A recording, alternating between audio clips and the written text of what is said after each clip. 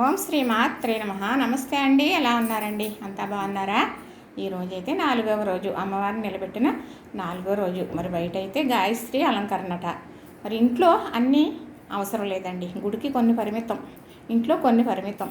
కానీ ఈరోజు నేను చక్కగా తమ్మండూరు ముత్తైదుల్ని పిలుచుకుని వాళ్ళకి తాంబూలం ఇచ్చి వాళ్ళకి చక్కగా తృప్తిగా భోజనం పెట్టి పంపించాలని సంకల్పం. చక్కగా నేను అన్నీ రెడీ చేసుకున్న వంటలైతే మీకు నేను చూపించడం జరుగుతుందండి. చక్కగా చూసేస్తారా మరి? అదేంటండి ఇది పులిహార. అదిగోనండి పులిహార. చక్కగా మరి అమ్మవారికి కూడా నవరాత్రులు పులిహార నైవేద్యంగా పెడతారు కదా. మరి చక్కగా మరి పులిహార అయితే రెడీ అయిపోయింది. ఇది కొబ్బరన్నం అండి. ఇదైతే కొబ్బరన్నం. చక్కగా ఇది కూడా రెడీ అయిపోయిందండి. మరి ఇవన్నీ కూడా తెల్లవారుజాము 4ంటికి లేవడం చేయడం అయ్యిందండి. ఇది పప్పు చింతకాయ చక్కగా రెడీ అయిపోయిందండి. చూసారా మరి? అది గుడాన్నం. చక్కగా అమ్మవారికి చాలా ఇష్టమైన ప్రసాదం అండి. ఇది గుడాన్నం నెయ్యితో బియ్యం వేపి చేస్తామన్నమాట. మరి అది చేసే విధానం మరొకసారి మళ్ళీ చూపిస్తానులేండి. ఇది బంగాళదుంప కుర్మా చక్కగా రెడీ అయిపోయిందండి. ఇవన్నీ చేసిన తర్వాతే చూపించడం జరుగుతుంది. చేసేటప్పుడు తీయడానికి నాకైతే వీలవ్వలేదండి ఒకదాన్ని చేయడం వల్ల. ఇదైతే సాంబార్ అండి. చక్కగా రెడీ అయిపోయిందండి.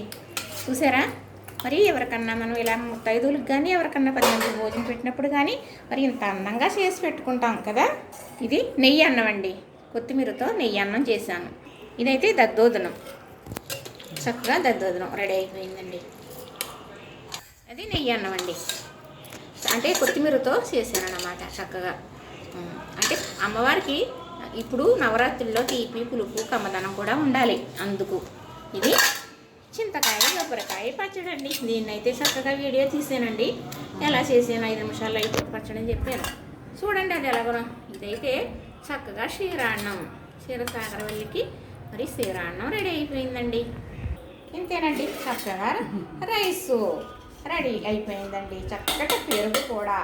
మరి ఇన్ని రకాల వంటలతో ఇంత అందంగా మరి భోజనాలు పెట్టే కార్యక్రమం మొదలు పెట్టుకున్నామండి. మమ్మల్ని కూడా పిలిస్తే బాగుండు, మాకు కూడా ఈ ప్రసాదం పెడితే బాగుండు అనుకుంటున్నారా? ఇక్కడే కాదండి, ఎక్కడైనా మీకు ప్రసాదం అనేది లభించినప్పుడు తప్పనిసరిగా స్వీకరించండి. ఇక్కడ మనం ఎక్కడైనా సరే ప్రసాదం ఇక్కడ చూశాను కదా అని ఆనందం పడ్డారనుకోండి, సాయంకాలం లాగా ప్రసాదం మీకు అందుతుంది సుమా. చూసారా మరి? అలా చక్కగా అలాగా అఖండ దీపం అలా వెలుగుతూ ఉంటుందండి. ఈ 9 రోజులు ఉండవలసిందే. మరి దీపాన్ని కాపాడుకోవలసిందే. కొండెక్కితే భయపడొద్దు.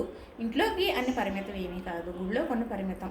చక్కగా ఇలా చేసుకుని చిన్నగా నైవేద్యం పెట్టుకుని అమ్మవారిని అలా చిన్నగా అలంకరించుకుని మనం కూడా ఇంట్లో పెట్టుకున్నామన్న ఆనందం పొందేమనుకోండి, భగవంతుడు తగిన ఫలితం ఇస్తాడు సుమి.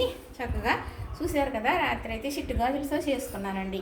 అలానే ఎండు పువ్వులతో చేసుకున్నాను, ఉలిగింజ గింజలతో చేసుకున్నాను. 108 నామాలు పలుకుతూ చక్కగా చేసుకున్నానండి. ఈరోజు తులసి మొక్క చూపించట్లేదు మీకు.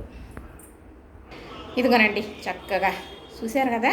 పుల్ల పుల్లగా కమ్మకమ్మగా, అలాగే మరి చింతకాయ పప్పు, అలానే పులిహార కమ్మకమ్మగా, మరి రకరకాలుగా ఎన్ని రకాల స్వీట్గా చేయడం జరిగిందండి. ఎన్ని రకాలు చేసే మొత్తం రైసు కూరలు కాకుండా 6 ఐటెం చేశానండి. చక్కగా చూసారా? నచ్చిందా?